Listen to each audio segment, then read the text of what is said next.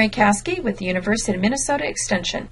According to my plate, half of the grains we eat in a day should be whole grains.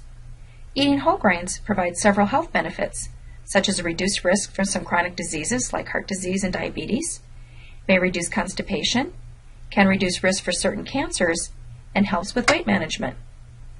Currently, 9 out of 10 Americans are not consuming half of their grains as whole. A whole grain contains the entire part of the kernel, which is the bran, endosperm, and the germ. When the grain is milled, the resulting flour is usually darker and coarser than the white flour we are most familiar with. The refined white flour most of us eat contains only the starchy part of the kernel, the endosperm. How can you tell if the grain product you purchase is whole grain? Look for whole grain as the first ingredient in the ingredient list to help determine whether the product is whole grain. There may be several sources of whole grains in one food. Look for the words such as whole wheat, whole rice, whole oats, whole corn, or brown rice. Another way to identify a whole grain product is to look for the FDA authorized health claim.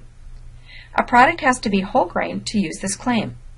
You might have seen it on your bread or cereal in your grocery store.